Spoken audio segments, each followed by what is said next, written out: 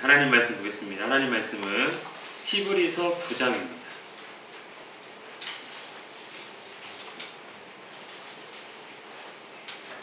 히브리서 9장입니다.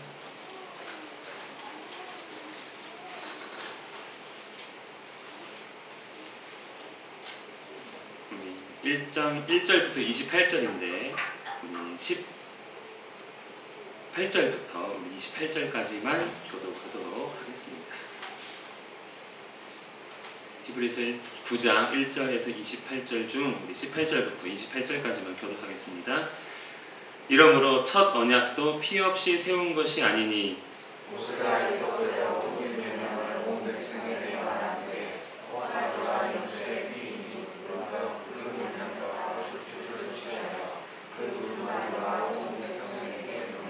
이르되 이는 하나님이 너희에게 명하신 언약의 피라 하고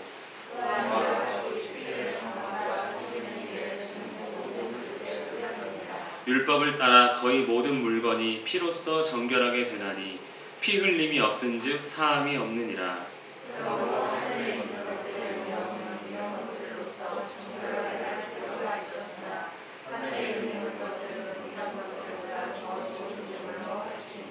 그리스도께서는 찬 것의 그림자인 손으로 만든 성소에 들어가지 아니하시고 바로 그 하늘에 들어가사 이제 우리를 위하여 하나님 앞에 나타나시고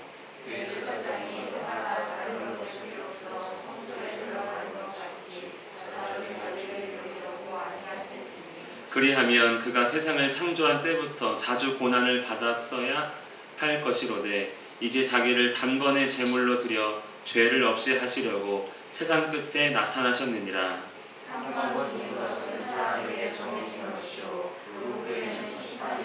함께 읽겠습니다. 이와 같이 그리스도도 많은 사람의 죄를 담당하시려고 단번에 들이신 바 되셨고 구원에 이르게 하기 위하여 죄와 상관없이 자기를 바라는 자들에게 두 번째 나타나시니라. 아멘.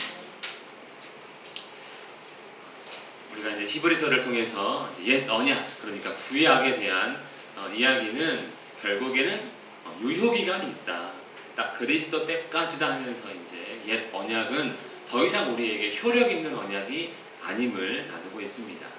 우리가 종종 신앙생활을 하다 보면 옛 언약에 매이는 경우가 많죠. 율법적인 삶이나. 하지만 그것은 더 이상 우리에게 어떤 구원을 위한, 복을 위한 효력이 없다는 것이죠. 그래서 언약의 내용 같습니다. 언약 내용을 한번 같이 읽어보겠습니다. 시작. 나는 그들에게 하나님이 되고 그들은 내게 백성이 되리라. 옛 언약의 약속도 내가 하나님이 되고 너희는 나의 백성이 될 거다. 이지만 이 옛 언약은 효력이 다했다는 것이죠. 이 옛 언약의 특징은 뭐냐면 돌판에 기록된 언약이고요.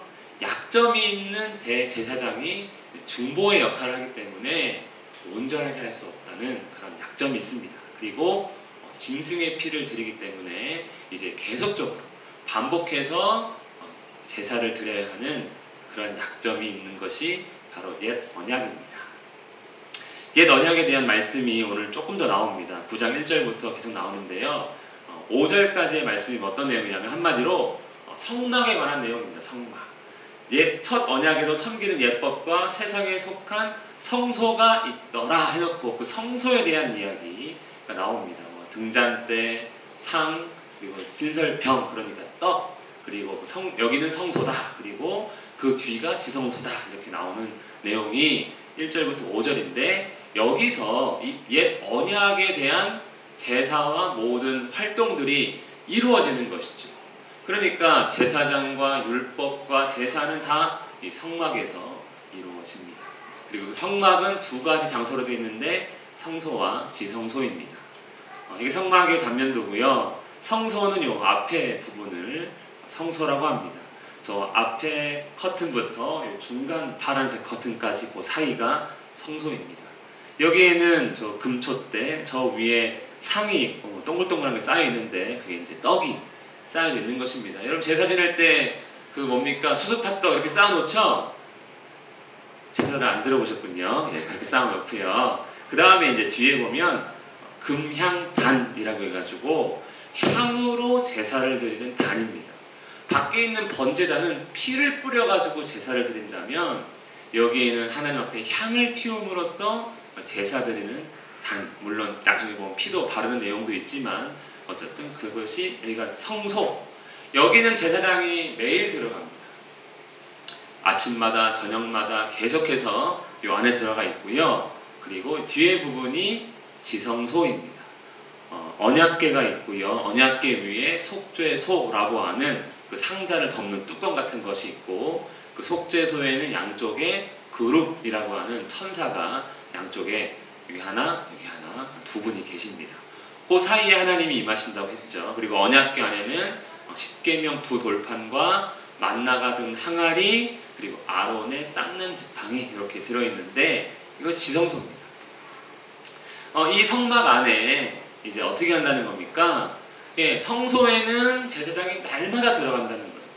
이 날마다 들어간다는 의미는 자유롭게 출입할 수 있다는 의미가 아니고 날마다 들어가서 향을 피우고 금촛대를 가꾸고 끊임없이 이 안에서 하나님께서 명령하신 일들을 교대로 끊어짐 없이 해야 합니다.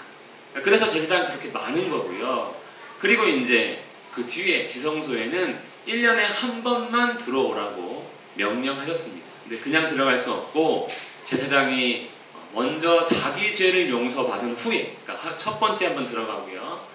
자기 죄를 용서받기 위해 한번 들어가고 나와서 이제 이스라엘의 죄를 용서받기 위해 한 번 더 들어가는, 그날에 1년에 한 번만 지성소에 들어갈 수 있습니다. 자, 이 성막의 이 성막이 어떤 의미냐? 항상 피 없이는 못 들어가고 무조건 피를 갖고만 들어갈 수 있어요. 그러니까 들어갈 때마다 뭐 해야 됩니까? 네, 짐승을 잡아야 되는 거죠. 피를 갖고 들어가야지만이 가능하기 때문에 그렇습니다. 여기에 대해서 의미를 설명하는 것이 이제 8절에서 10절입니다. 어떤 의미인가? 성령이 이로써 보이신 것은, 즉 장막을 통해서 우리에게 가르쳐 주는 것이 있는데 그것은 뭡니까? 하나님께 나아갈 수 없다는 것이다. 자유롭게, 그렇죠? 나 하나님이 필요하고 만나고 싶지만 그럼에도 불구하고 제사장만이 들어갈 수 있고, 그리고 제사장도 1년에 한 번만 하나님 앞에 나아갈 수 있으니 이 성막은 자유롭게 하나님께 나아갈 수 없음을 우리에게 보여주는 그런 의미입니다. 이렇게 말씀하는 것이죠.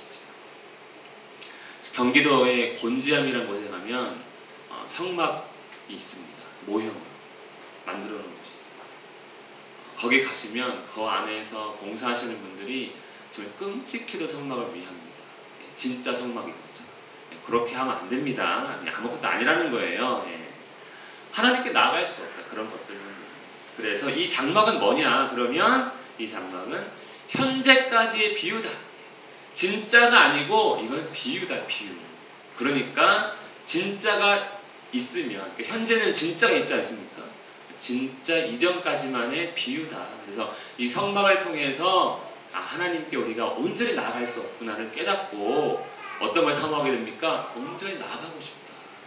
나도 하나님 자주 만나고 싶다. 뭐 이런 생각을 해보라는 것이죠. 그리고 또 문제가 무엇이냐면 이 장막에서 끊임없이 제사가 드려지고 1년에 한 번은 하나님 앞에 나아갈 수 있음에도 불구하고 양심을 온전하게 할 수 없다. 양심을 온전하게 할 수 없다.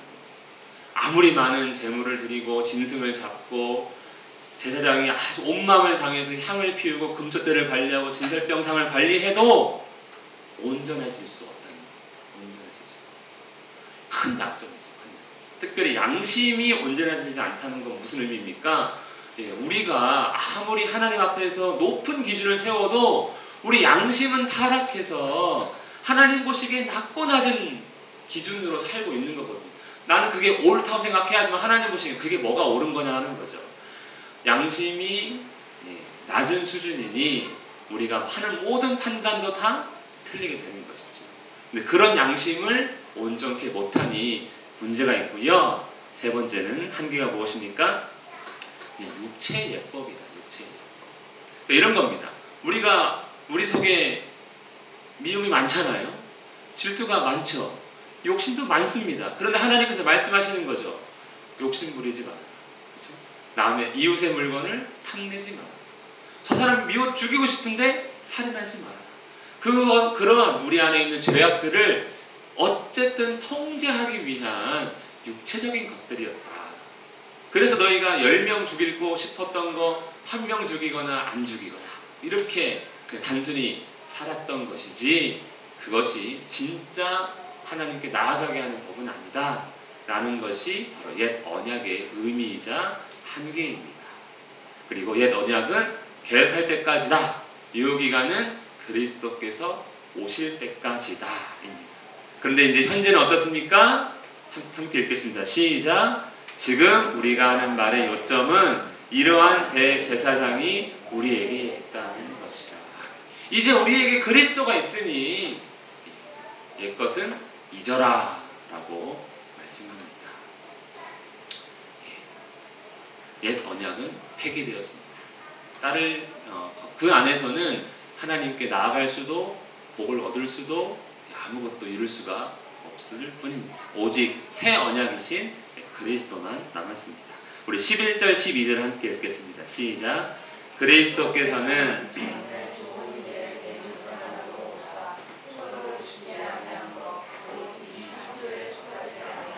더 크고 온전한 장막으로 말미암아 염소와 송아지의 피로 하지 아니하고 오직 자기의 피로 영원한 속죄를 이루사 단번에 성소에 들어가셨느니라. 아멘. 우리 지난주에도 잠깐 했지만 새 언약이신 예수 그리스도께서 오셔서, 그렇죠? 완전한 대제사장으로 오셔서, 그리고 사람이 만든 저 장막에서가 아니라 하늘에 있는 진짜 온전한 장막. 사실 하늘에는 장막이 없겠죠. 하지만 그 장막은 하나님 앞을 의미합니다. 왜냐하면 장막은 하나님 만나는 곳이거든요. 그리고 하나님 앞에서 어떻게 했습니까? 짐승의 피가 아니라 자기의 피, 하나님 아들의 피로 속죄를 이루셨습니다. 그리고 한 번만 장막에 들어가면 됩니다. 왜? 제사장은 2번 들어가지만 예수님은 거룩하시기 때문에 자기 죄는 용서받을 필요가 없고요. 그래서 우리 죄를 위해서 단 한 번만 성소에 들어가심으로 어떻게 하셨습니까? 영원히 제사를 끝냈습니다. 더 이상의 제사가 필요 없죠.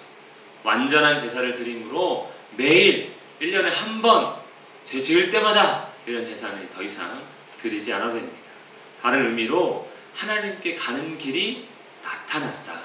우리 예수님의 은혜로 말미암아. 그래서 우리는 기도할 수 있고 하나님과 동행할 수 있고 하나님과 함께할 수 있습니다. 믿으십니까? 함께 하시면 좋겠어요, 진짜.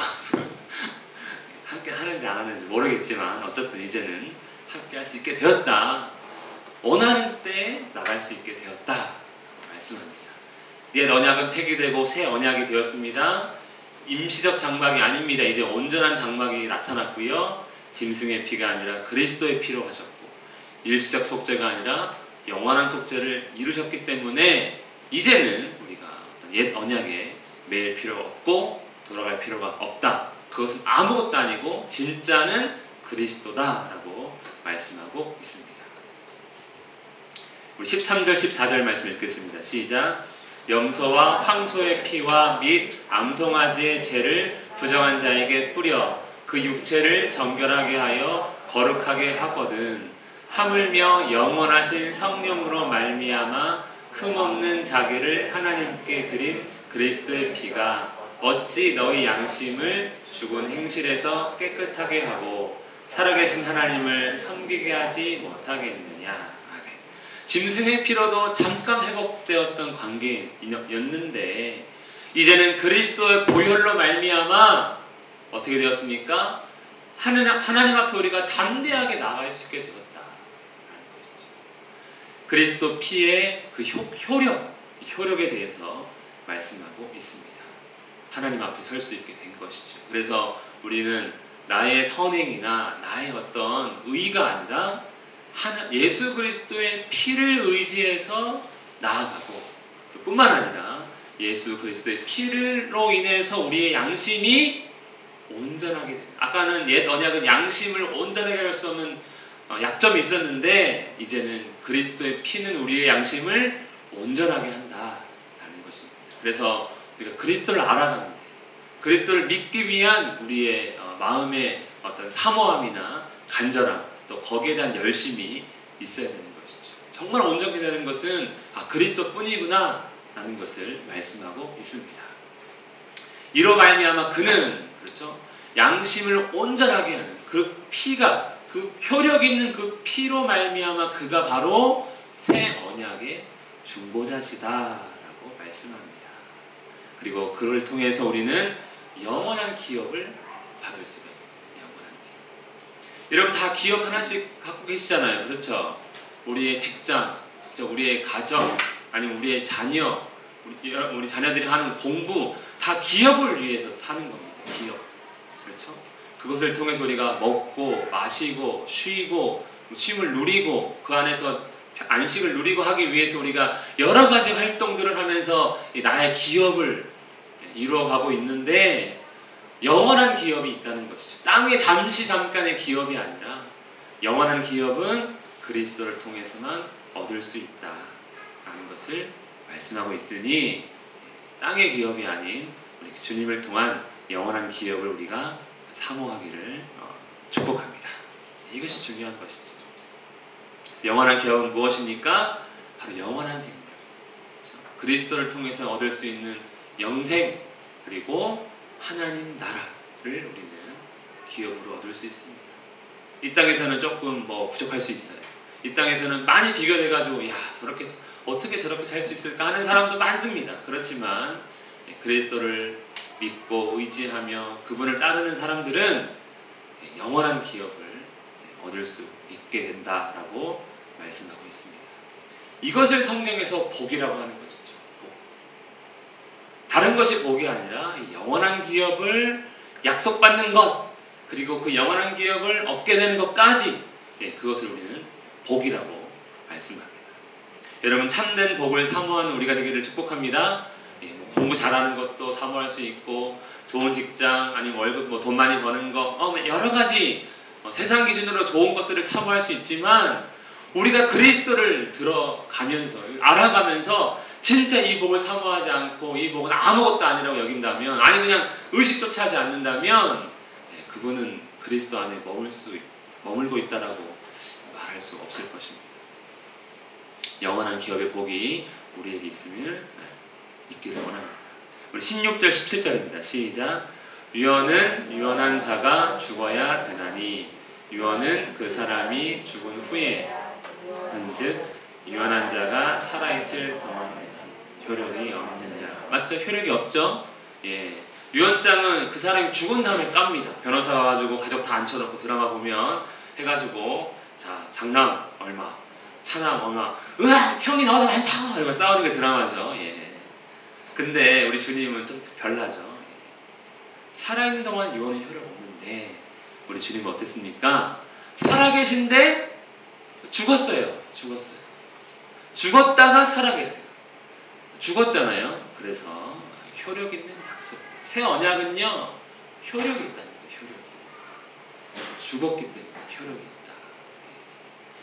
나중에 얻는, 나중에 내가 죽어서 나중에야 누릴, 주님 오시는 그날이야 누릴, 그게 아니라 이미 주님께서 죽었다가 살아나셨기 때문에 우리에게 이미 효력 있는 약속은 새 언약임을 기억해야 할 것입니다. 그러므로 말씀하시죠. 그러므로. 자, 옛 언약은요, 또 옛 언약에 대한 특징이 하나 있는데, 옛 언약은 아까 우리가 읽었으니까 넘어가고요. 피 없이는 안 된다. 피 없이 안 된다. 근데 이 피를 다 뿌립니다. 언제나부터 시작해가지고 성막의 모든 곳에 다 피를 뿌려가지고 정결하게 만든 후에야 제사장이 자기 피를 들고, 아니 짐승의 피를 자기를 위해서 들고 하나님 앞에 나아가서 정결함을 또 얻는데, 이게 그림자라는 것이죠. 하나님 앞에 거룩하기 위해서는 어쨌든 피를 뿌려야 되는 것이구나.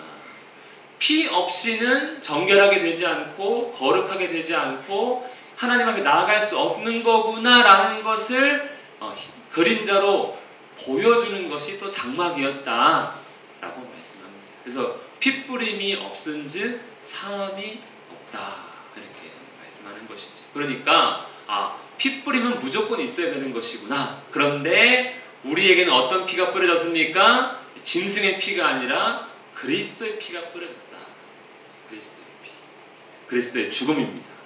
그래서 성도들은 지금까지 그리스도의 죽음은 고난으로만 생각했다면 이제 고난은 아니다. 그것이 주님의 죽으심은 고난을 위한 죽음이 아니다. 고난당한 것 때문에 고난이 그 죽음의 모든 의미가 아니라 진짜 그 의미는 뭐냐? 그 고난이 우리로 하여금 죄사함을 얻게 하고 온전한 양심으로 회복시키며 약속의 효력을 발생시키는 것이 바로 그리스도의 핏불입니다. 죽음이다 라고 우리에게 말씀하고 있습니다. 이것이 새 언약. 옛 언약도 피가 뿌려져 있는데 우리에게 뿌려진 피는 그리스도의 피, 그리스도의 죽음이니 그 죽음을 고난으로만 생각하지 말아라. 그 죽음이 우리를 온전케 합니다. 믿으십니까? 그리스도의 피가 우리에게 흠뻑도 필요 없어요. 한 방울만 있어도 됩니다. 그 피가 우리에게 뿌려졌음을 믿습니다. 좀 무섭나요? 갑자기 피를 뿌린다니. 23절, 24절 읽겠습니다. 시작.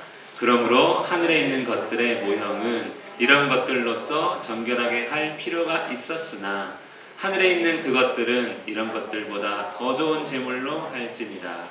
그리스도께서는 참 것의 그림자인 손으로 만든 성소에 들어가지 아니하시고 바로 그 하늘에 들어가사 이제 우리를 위하여 하나님 앞에 나타나시고 하나님 앞에 섰다. 그것이 성소라는 거죠.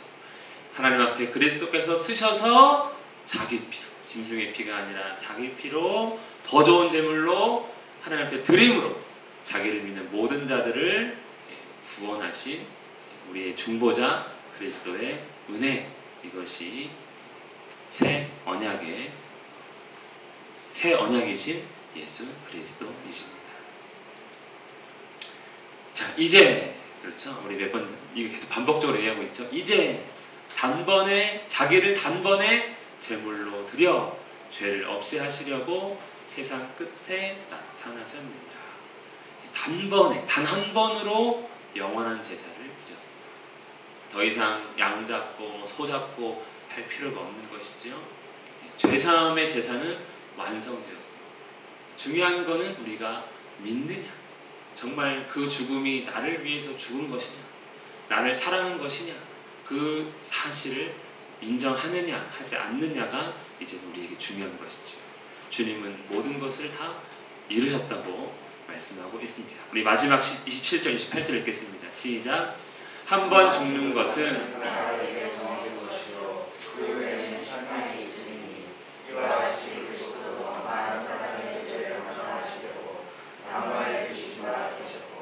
구원에 이르게 하기 위하여 죄와 상관없이 자기를 바라는 자들에게 두 번째 나타나십니다. 아멘.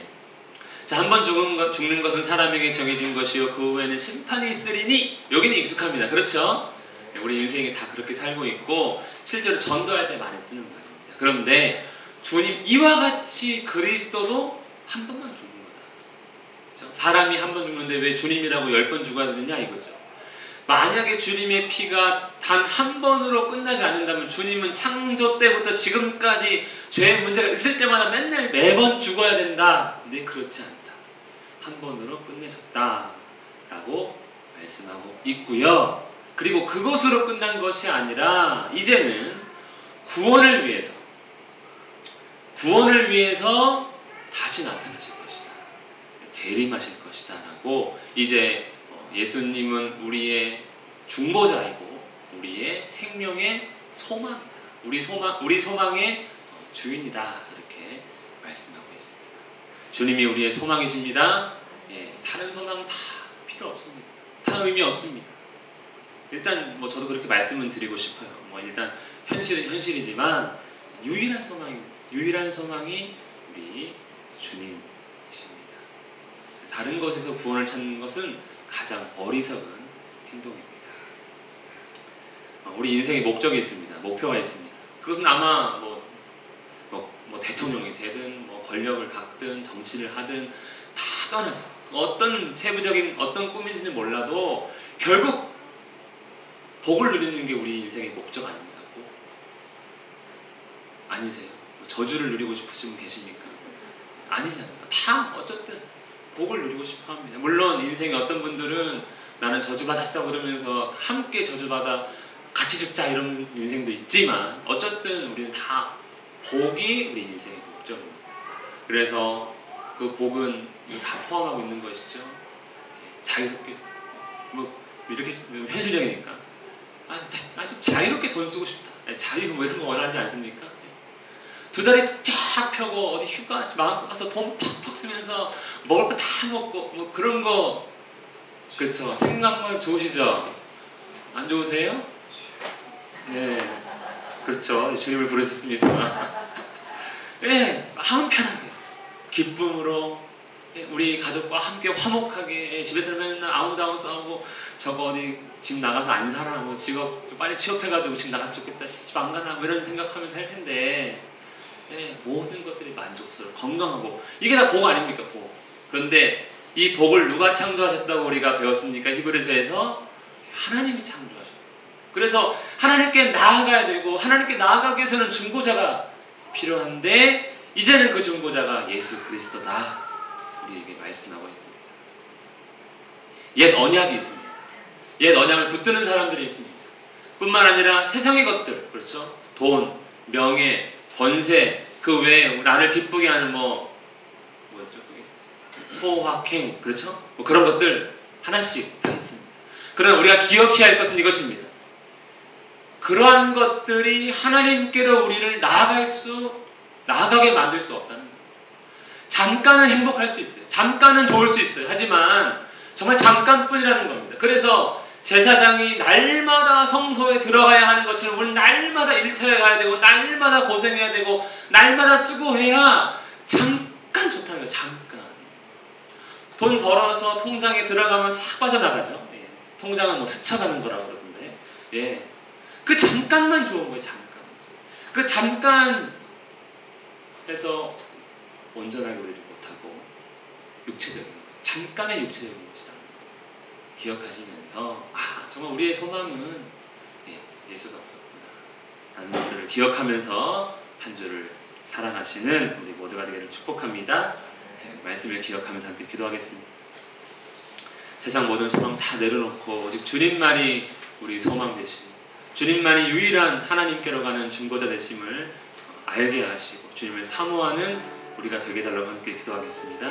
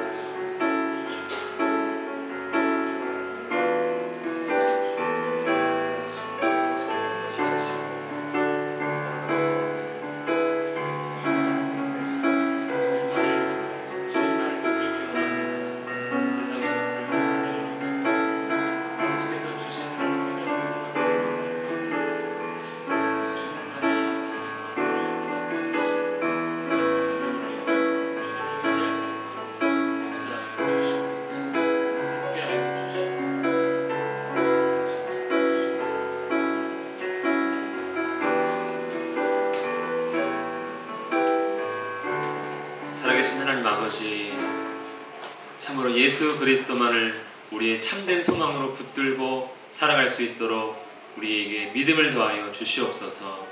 세상의 것들, 옛 언약들 배설물로 여기게 하시고 오직 주님만을 의지하며 주님을 기뻐하는 우리 모두가 되기를 간절히 원하옵고 거룩하신 예수님의 이름으로 기도합니다. 아멘.